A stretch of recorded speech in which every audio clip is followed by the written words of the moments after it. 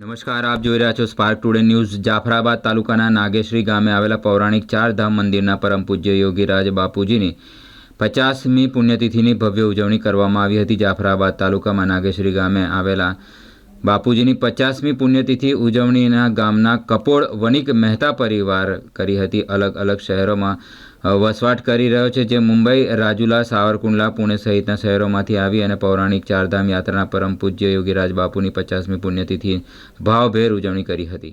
આજે નાગેશ્રી ગામના આંગણે ખૂબ રૂડો અવસર ઉજવાઈ રહ્યો છે। લગભગ ખૂબ લાંબા સમય પછી પરમ પૂજ્ય યોગીજી મહારાજની પુણ્યતિથિ નાગેશ્રીમાં ઉજવાઈ રહી છે। આજે 50મી પુણ્યતિથિ છે અને ખૂબ હર્ષભેર ગામના અમારા રહેવાસી સ્વર્ગસ્થ અરવિંદભાઈ મહેતાનો પરિવાર જે હાલ મુંબઈ, પુણેમાં વસવાટ કરે છે અને આજે નાગેશ્રીમાં ભવ્ય અને દિવ્ય ઉત્સવનું આયોજન કર્યું છે, જેનો નાગેશ્રી ગામને અમને બધાને ખૂબ ખૂબ આનંદ છે અને હર્ષભેર ખૂબ સારી ઉજવણી કરવામાં આવી છે। આજે એવું લાગે છે કે નાગેશ્રીમાં પણ ખૂબ મોટો ઉત્સવ છે અને સોમનાથમાં પણ ઉત્સવ ઉજવાઈ રહ્યા છે, તો આ ખૂબ સારો સહયોગ ઊભો થયો છે અને 50 વર્ષના અંતે આ યોગીજી મહારાજની એટલી ભવ્યતાથી ઉજવાઈ રહી હોય તો ગામને કેમ આનંદ ના હોય। અને યોગીજી મહારાજે બ્રહ્મસૂત્રના વાક્ય કીધેલા છે, એમનું જે ચિંતન કરેલું છે એ આપણા જીવનમાં આપણે ઉતારી શકીએ અને સત્ય અને ન્યાયના માર્ગે ચાલીએ એવા યોગીજી મહારાજ અને ચારધામ ભગવાન આપણને આશીર્વાદ આપે। આ ચારધામનું મંદિર છે એનું મહત્વ ખૂબ અતિ પૌરાણિક પણ છે।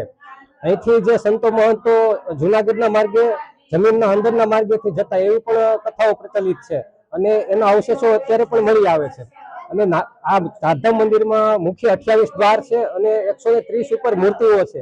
એ લગભગ ભારત વર્ષમાં અમારે ધ્યાને ક્યાંય નથી કે એટલું બધું મોટું સારું મંદિર હોય, એટલે ખૂબ જ મહત્વ છે। અને અમે તો યાત્રાળુઓને પણ આમંત્રણ આપીએ છીએ કે આપ નાગેશ્રી ચારધામ મંદિરના વારંવાર દર્શન કરો અને આપણે પોતાની આસ્થા વ્યક્ત કરો। એટલે નાગેશ્રીનો ખૂબ ખૂબ આજ સારો ઉત્સવ ઉજવાયો છે અને ખૂબ ખૂબ આનંદ છે અને નાગેશ્રી ગામનું આ ચારધામ મંદિરના આશીર્વાદના લીધે કાયમી ને કાયમી ફલિત થતા રહેશે બધા ફળો।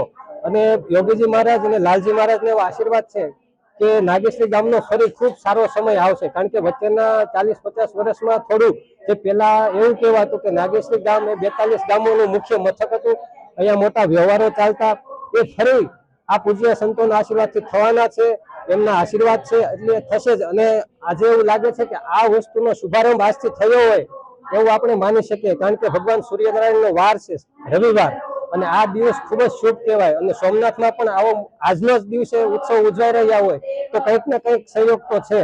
તો ફરી પૂજ્ય યોગીજી મહારાજના ચરણોમાં પ્રાર્થના સાથે અને આ વણિક પરિવાર જે છે એને ખૂબ સરસ આયોજન કર્યું, એમના માટે જેટલા આયોજનમાં જેટલા ભાઈઓ સહભાગી થયા છે એમને ખૂબ ખૂબ અભિનંદન। અને અમારા પૂજારી છે ભગુ દાદા અને નરેશ દાદા, એમણે પણ લગભગ 50 વર્ષથી એમનો પરિવાર ચારધામની સેવા કરી રહ્યો છે, નિસ્વાર્થ ભાવે કરી રહ્યો છે। તો દાદાના ચરણોમાં પણ વંદન સાથે એમના પણ આશીર્વાદ અમારા તરફ હંમેશા રહે એવી પ્રાર્થના સાથે ધન્યવાદ।